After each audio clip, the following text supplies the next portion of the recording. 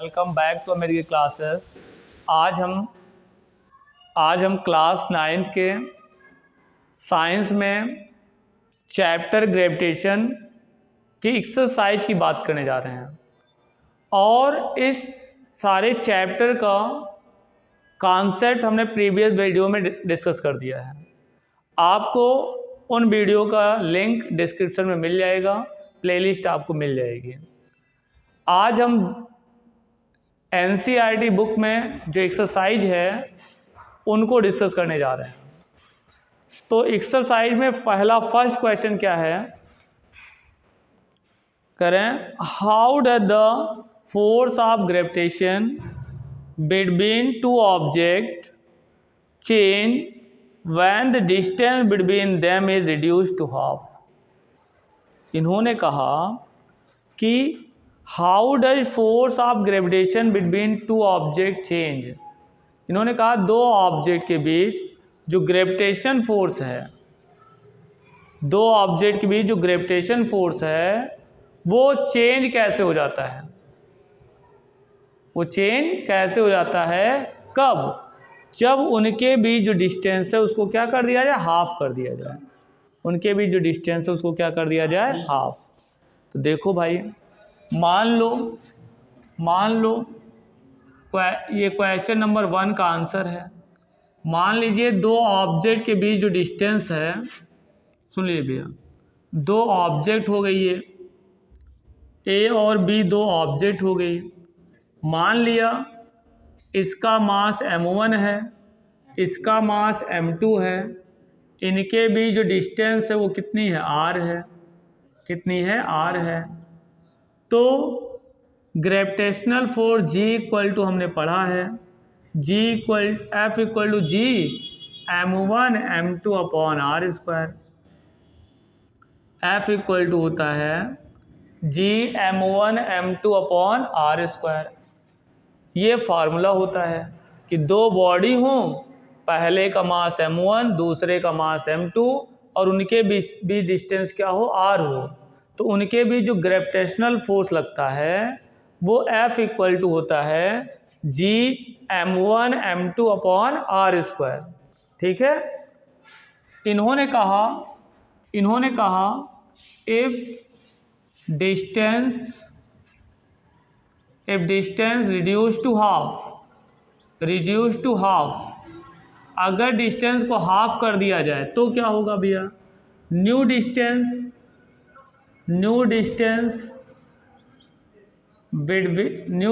क्या होगी, r dash. New distance क्या मान लो, r डैश मान लो।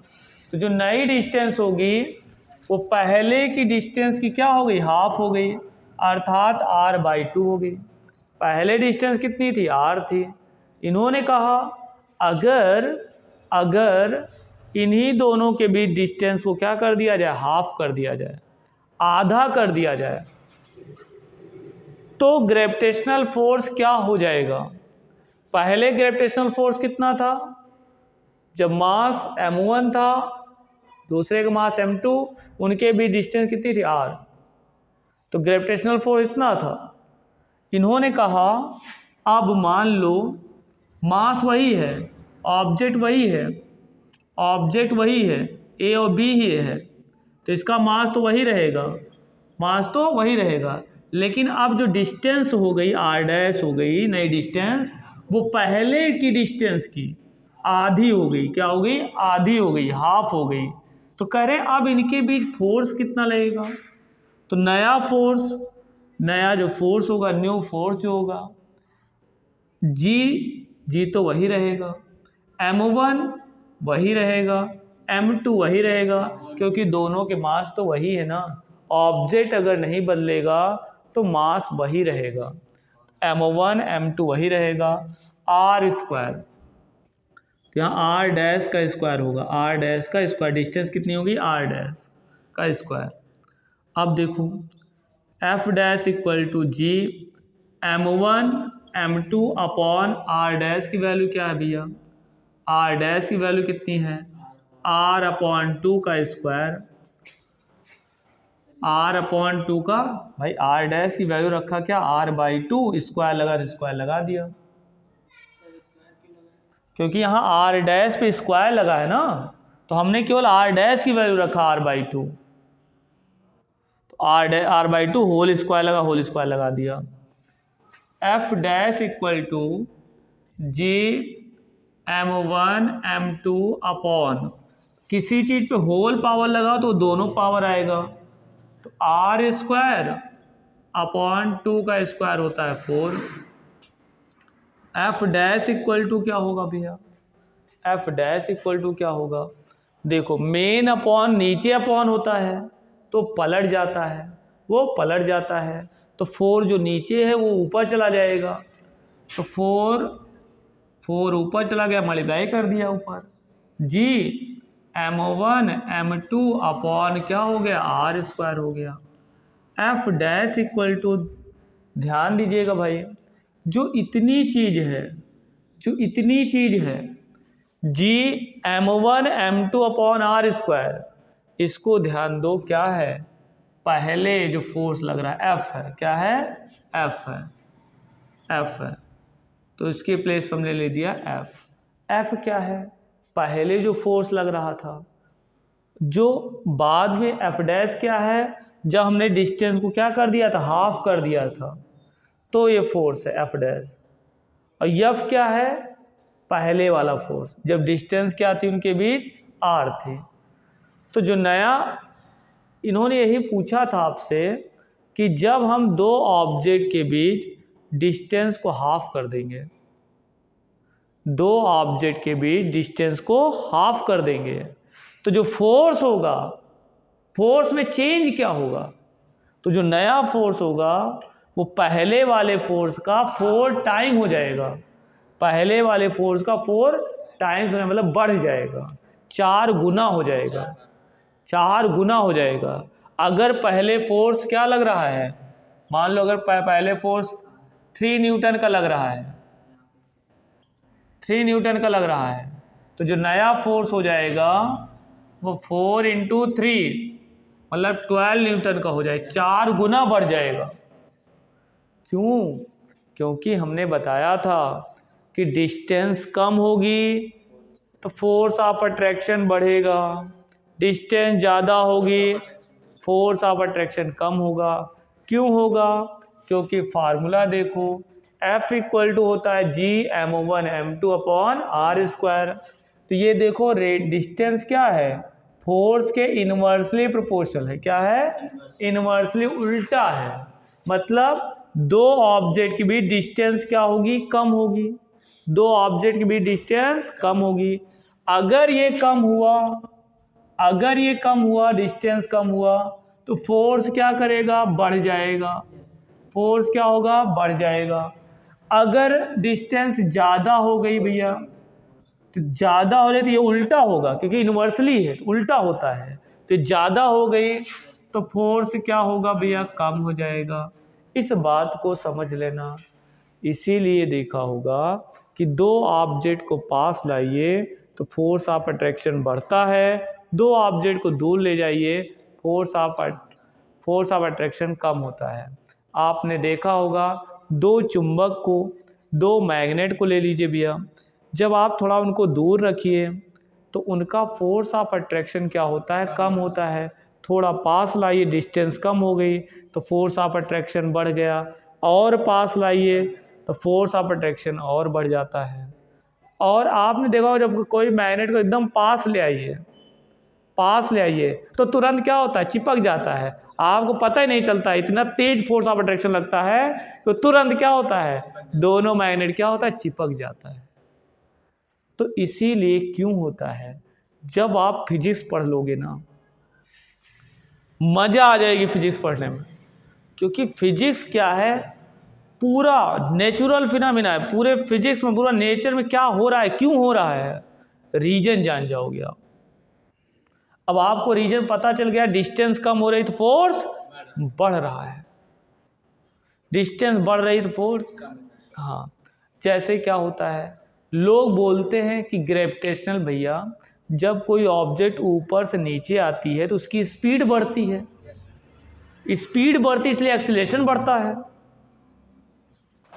क्यों वेलोसिटी बढ़ गई, कोई object free fall, free fall मतलब जब when an object is moving under the gravitational force, जब कोई ग्रेविटेशनल एक्सेलरेशन के अंडर क्या करती, मूव करती है, उस पर कोई फोर्स ना लगाया, ऐसे छोड़ दिया जाए, तो इसका जो मूवमेंट होगा वो क्या होगा, फ्री फॉल होगा। क्या होगा, फ्री फॉल होगा।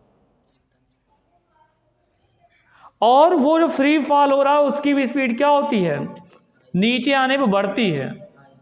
नीचे आने पे क्या होती है, बढ़ती। क्यों, क्योंकि जब ऑब्जेक्ट यहाँ पे था तो अर्थ और ऑब्जेक्ट के बीच डिस्टेंस ज़्यादा है, डिस्टेंस ज़्यादा है, डिस्टेंस भैया ज़्यादा होगा तो फोर्स कम होगा, फोर्स कम लग रहा था, उसको नीचे की तरफ खींच कम रहा था, और नीचे आया, नीचे आया,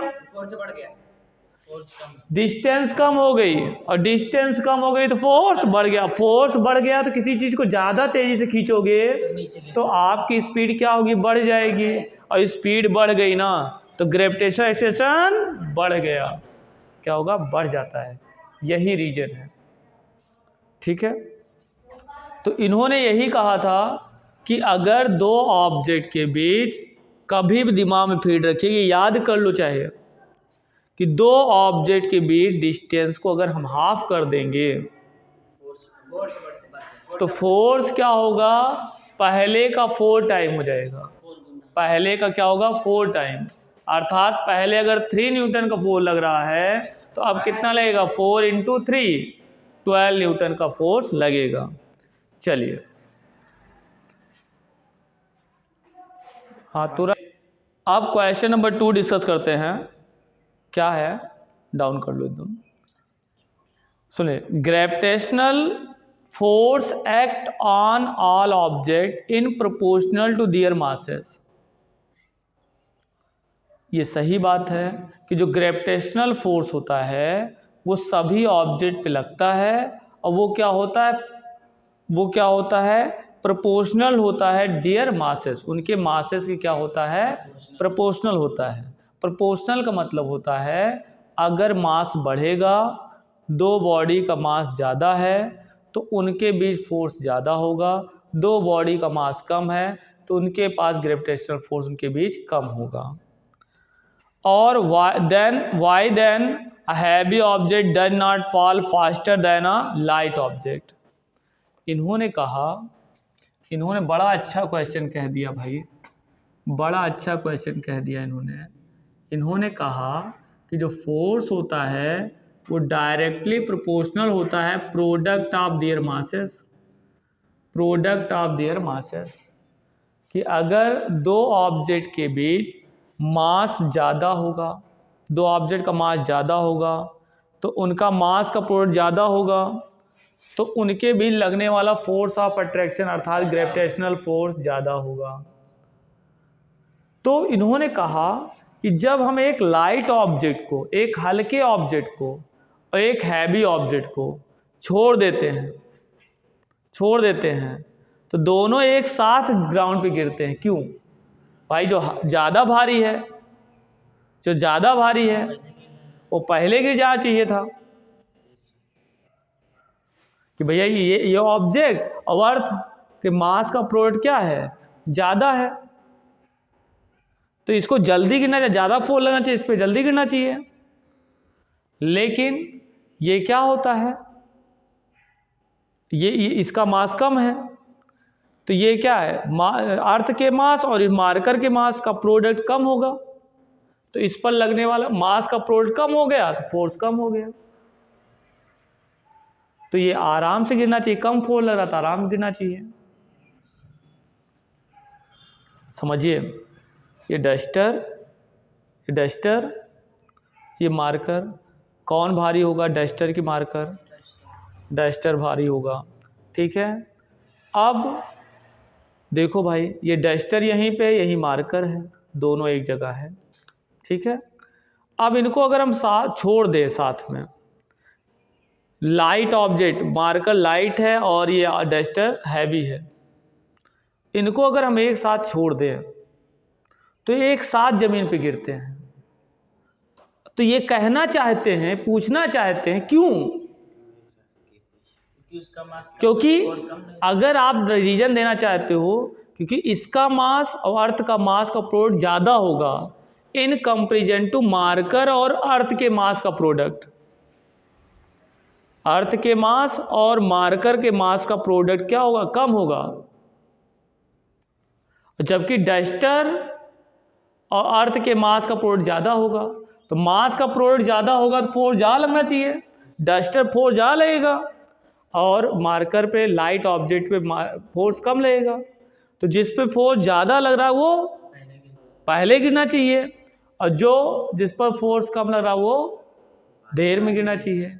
लेकिन दोनों अगर गिराया जाए, आप देख लीजिए इनको गिरा रहे, देखो ये गिरा रहा हूँ, साथ में गिरे नहीं गिरे? साथ में गिरे ना, साथ में गिरे ये दोनों। देखो इनको छोड़ दे रहे हैं, दोनों साथ में गिर रहे हैं। दोनों क्या हो रहे हैं? साथ में गिर रहे हैं। क्यों भाई, क्यों? अब रीजन समझो, रीजन समझो। दोनों साथ में गिरते हैं। Light object and heavy object both fall on the ground at the same time, at same time, at same height, because क्यों? Because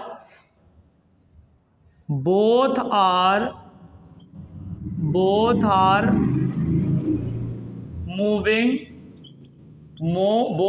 moving same gravitational acceleration,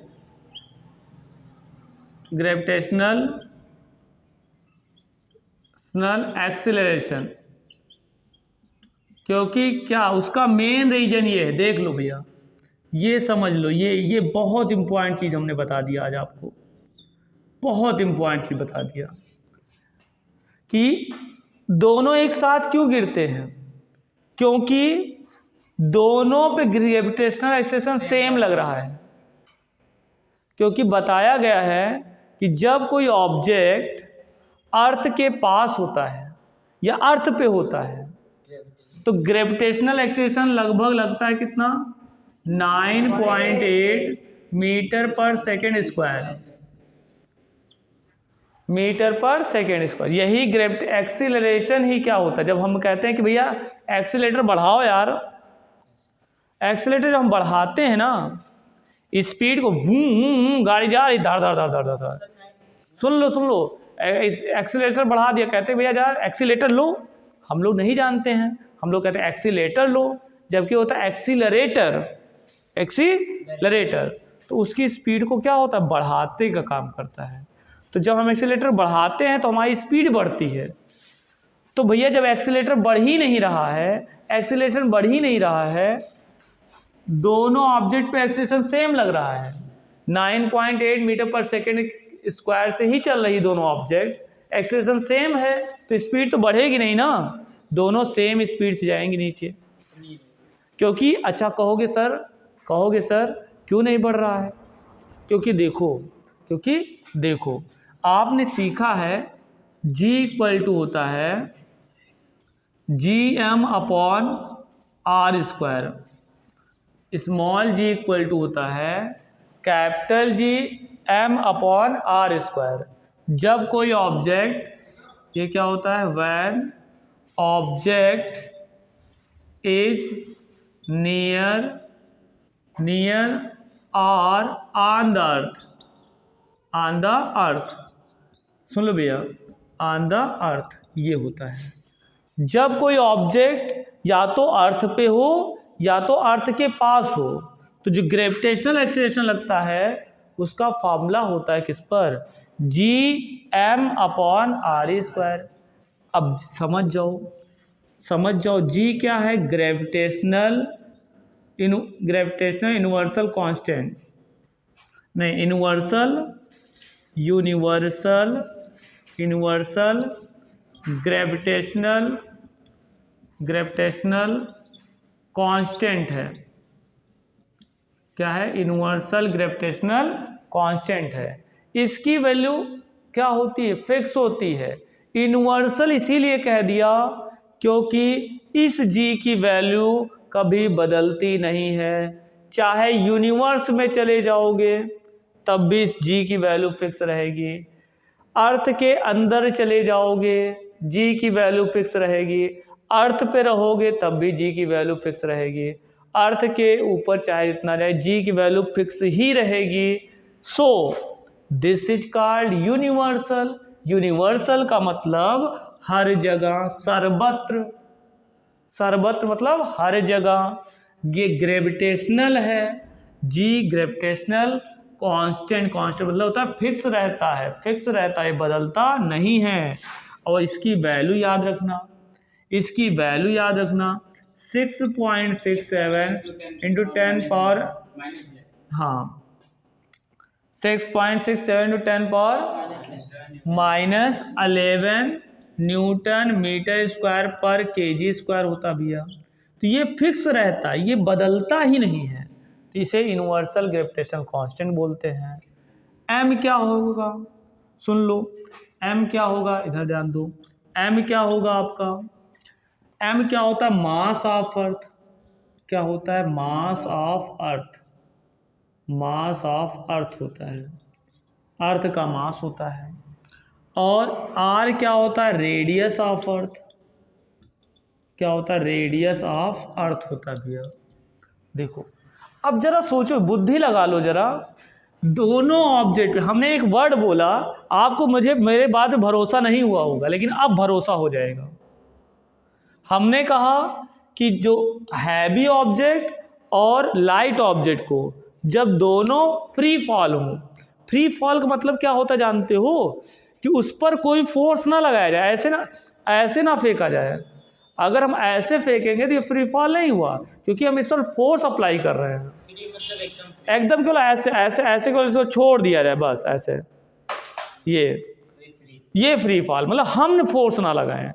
जो ग्रेविटेशनल फोर्स लग रहा है उसी के अंडर ये क्या करे? नीचे जाए, हम अपना फोर्स ना लगाएं, तो होता फ्री फॉल।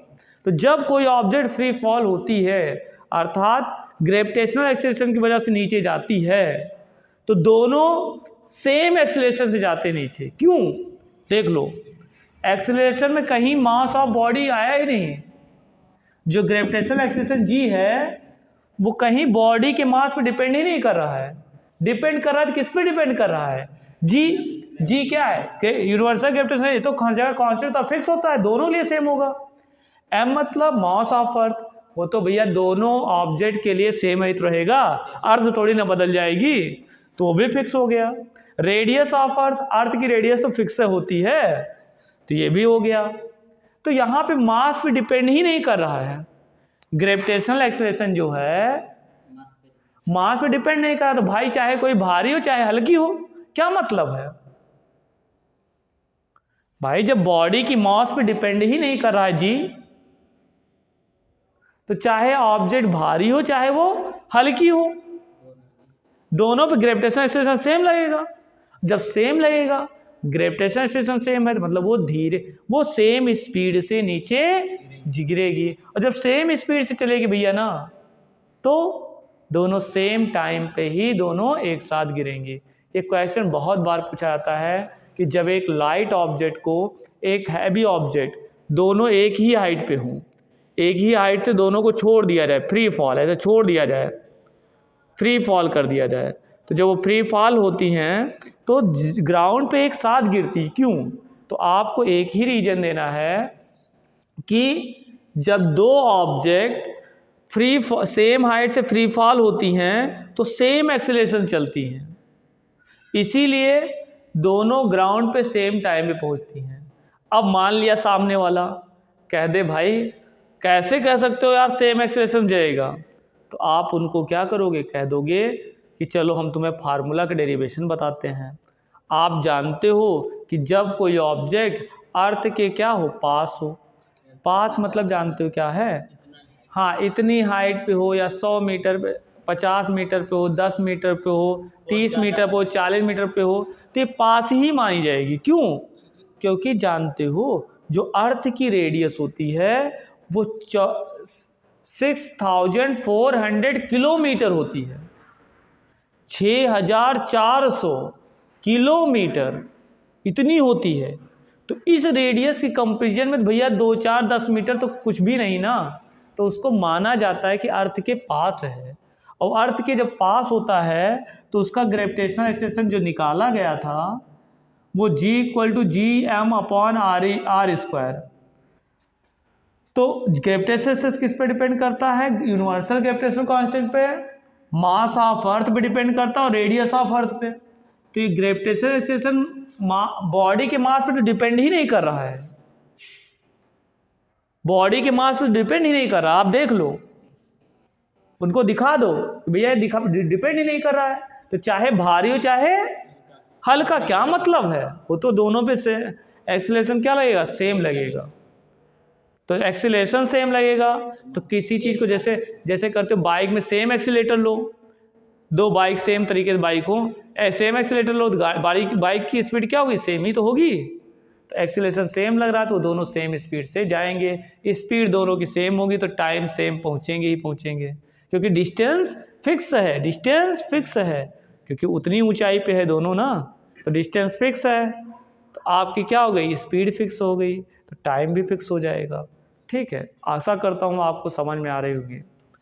चलिए ठीक है, देखिए बच्चों, स्टार्ट हुआ। देखिए बच्चों, आज हम फिर क्वेश्चन नंबर 2 डिस्कस कर दिया। अब क्वेश्चन नंबर 3 देखिए, what is the magnitude of gravitational force. What is the magnitude of gravitational force, ये न्यूमेरिकल है, मतलब ग्रेविटेशनल फोर्स का मैग्नीट्यूड क्या होगा, अर्थात ग्रेविटेशनल फोर्स निकालना है। अच्छा, between the earth and 1 kg object on its surface, between किस में निकालना है, अर्थ और 1 kg क्या, ऑब्जेक्ट। तो अर्थ का मास हमने कैपिटल एम मान लिया और ऑब्जेक्ट का मास स्मॉल एम मान लिया। तो ऑब्जेक्ट का मास 1 kg दिया है और अर्थ का जो मास होता है वो 6 × 10⁻24 kg होता है। क्या होता है, kg होता है। अच्छा, अब रेडियस ऑफ अर्थ जो है 6.4 × 10⁻6 मीटर है। सुन लो भैया, सुन लो भैया, जब आपसे कहें कि कोई ऑब्जेक्ट है और अर्थ है तो उनके बीच ग्रेविटेशनल फोर्स कितना लगेगा ये निकालना हो, तो जब ऑब्जेक्ट अर्थ पे हो या अर्थ के पास हो तो हमेशा फार्मूला यही लगेगा कि बॉडी और अर्थ के बीच जो ग्रेविटेशनल फोर्स का फार्मूला होगा वो G capital M m1 m2 upon r² पढ़ा है ना। तो m1 मतलब अर्थ का मास, m2 मतलब बॉडी का मास, और डिस्टेंस बिटवीन देम, उनके बीच जो डिस्टेंस होगी, सुन लो, डिस्टेंस जो होगी वो r², रेडियस ऑफ अर्थ ही होगी, अर्थ की रेडियस ही होगी, क्योंकि अर्थ की रेडियस इतनी ज़्यादा है ना, उसके कंपेरिजन में आपकी छोटी थोड़ा बहुत डिस्टेंस जो होता है 100 मीटर, 50 मीटर, 10 मीटर, इससे बहुत कम होता है, तो उसको निगलेक्ट मान लिया जाता है। तो सबसे अच्छा फंडा ये है कि आप याद रखिएगा, जब कोई ऑब्जेक्ट या तो अर्थ पे हो या तो अर्थ के पास है तो उनके उस ऑब्जेक्ट और अर्थ के बीच जो लगने वाला फोर्स होता है वो F = याद रखना Gm/m/r²। m क्या होता है, radius mass of earth, m क्या, स्मॉल m क्या है, मास ऑफ ऑब्जेक्ट, r जो होता है रेडियस ऑफ अर्थ। अब देखो, सबकी वैल्यू रख दो, सॉल्व कर लो भाई। जी की वैल्यू कितनी है? जी की वैल्यू आपको याद होना चाहिए 6.67 इंटू 10⁻11 होता है। एम मतलब मास ऑफ अर्थ, 6 इंटू 10⁻24 हो गया, इंटू एम मतलब मास ऑफ बॉडी 1 है, और आर स्क्वायर, आर 6.4 इंटू 10⁻6, ये आर रेडियस ऑफ अर्थ है, उसका स्क्वायर कर दिया। अच्छा, बच्चे न्यूमेरिकल लगाते समय गलती क्या करते हैं? हमने आपको बताया आपका जो न्यूमेरिकल होता है वो कभी गलत नहीं होगा जब आप एक सिस्टम को अपना लोगे। एक सिस्टम क्या है, मैंने प्रीवियस वीडियो में डिस्कस कर चुके हैं। क्या होता है? एम के एस से, एम के एस से, एम के एस से मतलब कभी भी कोई लेंथ हो तो उसको हमेशा मीटर में बदल लो। हमेशा किस में बदल लो? मीटर में बदल लो। कोई भी अब मास हो, कोई भी मास मतलब वजन वाली बात हो रही हो तो उसको के मतलब केजी में बदल लो। अगर केजी में नहीं है तो उसको केजी में कन्वर्ट कर ही लो। कोई भी मास हो, कोई भी वजन वाली चीज़ हो तो उसको किलोग्राम में लिखना ही पड़ेगा। अगर ग्राम में दिया तो किलोग्राम में बदलना पड़ेगा, कुंटल में दिया तो किलोग्राम में बदलना पड़ेगा, कुछ भी हो तो किलोग्राम में बदलना पड़ेगा। है तो बहुत अच्छी बात है, नहीं है तो बदलना पड़ेगा। नहीं बदला, लगा दिया क्वेश्चन, न्यूमेरिकल 100% गलत हो जाएगा। एस ये टी, यहाँ ये टाइम हो गया। टाइम एस मतलब होता है सेकेंड। कभी भी कोई भी टाइम लगा हो तो उसको सेकेंड बदल लो, न्यूमेरिकल कभी गलत नहीं होगा। ए मतलब, यहाँ पे ए मतलब होता है एम्पियर। एम्पियर ये क्या होता है? करंट।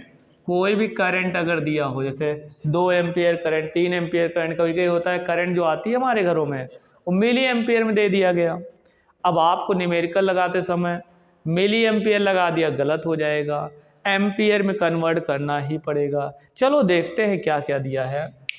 देखो भैया, मास जो है केजी में है ना, ये मास केजी में है ना, मास केजी में होना चाहिए। डिस्टेंस आर क्या है? रेडियस, रेडियस डिस्टेंस, डिस्टेंस किस में? मीटर में। अगर मीटर में ना दिया होता तो मीटर में पहले हम कन्वर्ट करते, तब करते। यहाँ पे दिया है, अच्छी बात है। अब हम जानते हैं कि उस ऑब्जेक्ट और अर्थ के बीच जो फोर्स ऑफ अट्रैक्शन लगेगा वो G M M upon R square. तो जी, कैपिटल जी वैल्यू हमने कहा याद कर लो हमेशा 6.67 10⁻11 होता है। एम मतलब mass of earth, 6 × 10⁻24 into 1। R मतलब रेडियस ऑफ अर्थ, वो याद रखना, ये भी याद कर सकते हो आप, 6.4 10⁻6 का होल स्क्वायर। अब देखो भैया, सुन लो, इसको देखो, 6 को 1 से मल्टीप्लाई हो 6 आएगा। पहले आप 10 की पावर वाले छोड़ दो, 10 पावर वाले छोड़ दो। पहले यहाँ 1 है, यहाँ 6 है, 1 को 6 से मल्टीप्लाई करो 6 आएगा, और 6 को इससे मल्टीप्लाई कर दो तो 6 को जब 7 से मल्टीप्लाई करो तो 42 आता है, 4 कैरी आ गया। 6 को 6 से मल्टीप्लाई करो 36 आता है, उसमें 4 ऐड कर दो तो 40 हो जाएगा। 6 को जब 6 से मल्टीप्लाई करो फिर 36 आएगा, फिर 4 जो बचा था उसमें ऐड कर दो तो क्या आएगा? 40 आएगा। कितने डिब्बा डेसिमल? 2 डिब्बा डेसिमल लगा, 2 डिब्बा डेसिमल लगा दो, इंटू 10 की जो पावर है। देखो भैया, देखो ये वाला और ये वाला, दो चीज़ें किस में है? इंटू में है। क्या? हाँ, जब दो चीज़ें क्या है? इंटू में है। दो चीज़ें किस में भैया? इंटू में है। उनके बेस सेम है तो सेम बेस को लिख दो, एक सेम बेस को लिख दो, और पावर को क्या करो? ऐड कर दो। तो -11 + 24 अपॉन हो गया। देखो सुन लो इधर, ये और ये क्या है? इंटू में है। 6.4 × 10⁻6 होल पावर 2, तो जो होल पावर लगा है अंदर क्या है? ब्रैकेट के अंदर सब इंटू में हो, ब्रैकेट के अंदर सब क्या हो? इंटू में हो। होल पावर लगी है तो ये पावर क्या होगा? सब पर आ जाएगी। तो ये पावर भैया क्या होगा? 6.4 पर भी आएगी, और 10 की पावर 6 तो होल पावर 2 इस पर भी आ जाएगी। समझ बात आ रही है कि जब क्या हो? ब्रैकेट के अंदर सब क्या हो? इंटू में हो, तो होल पावर जो लगी होती है वो सब पे आ जाती है। तो इस पर भी आ गई 6.4 का स्क्वायर इंटू 10 की पावर 6 का स्क्वायर हो गया।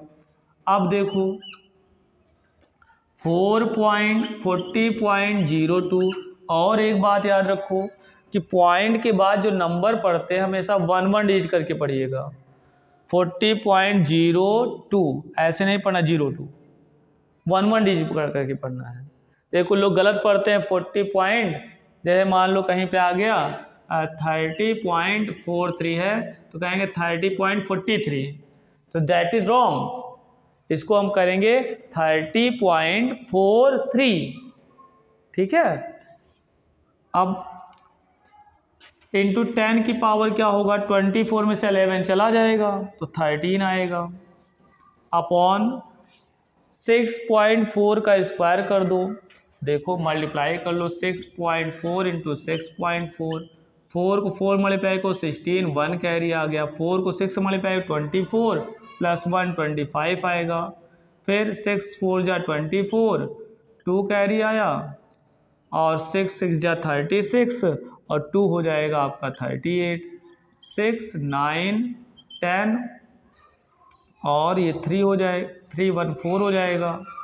कितने बार डेसिमल लगा, 2 बार डेसिमल लगा, 2 बार डेसिमल लगा दीजिए तो आएगा 40.96 इंटू, अब देखो भैया 10 की पावर कितनी है, 10 की पावर 6 है, होल पावर 2 है। तो जब पावर की पावर होता है तो पावर मल्टीप्लाई हो जाती है, तो 10 की पावर क्या होगा 12, 10 पावर 12। अब दो यहाँ 10 पावर 12 कट जाएगा, यहाँ 10 पावर 13, तो 12 10 पावर 13 मतलब 10 कितने हैं 13 हैं, और 10 पावर 12 मतलब 10 कितने हैं 12 है, तो यहाँ पे 12 10 कट गया, एक 10 बचेगा, एक 10 बच गया ये, ठीक है। तो इसको पूरा काट दिया, इसको इतना काटा, इसका मतलब ये पूरा 10 पावर 12 कट गया और इसमें 10 पावर 12 कट गया, एक 10 बचेगा। भैया इसमें 13 10 है ना, 10 कितनी बार मल्टीप्लाई हुआ है 13 बार, और यहाँ 10 कितनी बार मल्टीप्लाई है 12 बार, तो 12 बार जो 10 है वो ऊपर 13 बार 10 मल्टीप्लाई हुआ कट जाएगा, तो एक 10 तो बचेगा ना। हाँ अब देखो यहाँ पर भैया देखो 2 डेसिमल है, इसमें 2 डेसिमल इसमें लगा है, 2 डेसिमल इसमें लगा है, तो क्या करोगे 2 डेसिमल इसमें राइट में लेकर चले जाओ तो नीचे भी 2 डेसिमल राइट में चला जाएगा, तो आएगा क्या 4002 इंटू 10 अपॉन नीचे क्या आएगा भैया 4096, इसमें भी डेसिमल हट गया, इसमें डेसिमल हट गया, क्यों हट गया 2 डेसिमल इसमें भी राइट में ले गए, इसमें भी राइट में ले गए, तो यहाँ पे आएगा, और यहाँ के बाद डेसिमल लगाने कोई फर्क नहीं होता, वो हमेशा होता ही है डेसिमल। हाँ यहाँ 4002 ना, यहाँ डेसिमल लगा दिया है भाई, यहाँ लगाने कोई फ़ायदा नहीं, लगाओगे तब भी ठीक है, नहीं लगाओ तब भी ठीक है, वो माना ही जाता है किनारे। जैसे आपको 39 दिया है तो इसको माना जाएगा 39 के बाद डेसिमल लगा है। नहीं सर वो नहीं कर, मैं कह रहा हूँ 40 के बाद लगाए ना, तो यहाँ ये भैया वही तो हमने कहा 2 डेसिमल क्या किया राइट में ले गए, पीछे ले गए, तो इसमें भी 2 नीचे भी पीछे चला गया, तो यहाँ 2 डेसिमल पीछे गया तो इतना हो गया, इसमें पीछे गया तो हट गया। या आप यूँ कहो कि इसको 100 से मल्टीप्लाई कर दिया डेसिमल हट गया, इसको भी 100 से मल्टीप्लाई कर दिया डेसिमल हट गया। अब इसको हम इससे क्या करेंगे भैया डिवाइड कर देंगे, और डिवाइड करेंगे तो देखिए क्या आता है, इनको मल्टीप्लाई कर दो 40020 अपॉन 4096, इनको डिवाइड कर लोगे तो आपका आंसर आ जाएगा, और आंसर क्या आएगा पॉज करो। अब देखो इसको 4 से डिवाइड कर दो पहले, 4 1 जा 4 0, 4 2 जा 8, एक बचेगा तो 16 हो जाएगा, 4 4 जा 16, इसको 4 से काट दो, 4 1 जा 4 0 0, अब ये 2 आया, 2 क्या है 4 से कम है, तो अगला डिजिट लेने के लिए 0 बढ़ाना पड़ेगा। अब आपका क्या हो गया 20, तो 4 5 जा 20, ठीक है। अब इसको हो गया 10005 अपॉन 10 to 4, 10 to 4 हो गया। अब देखिए इसको आप क्या करिए, इसको काट दीजिए, डिवाइड कर दीजिए सीधा। अब देखो इनको हम डायरेक्ट डिवाइड कर देंगे, तो जब डायरेक्ट आप डिवाइड कर दोगे तो 9.77 आ जाएगा, और ये फोर्स है तो क्या हो जाएगा, न्यूटन हो जाएगा। क्या हो जाएगा भैया, न्यूटन। न्यूटन हो जाएगा। ठीक है, ओके।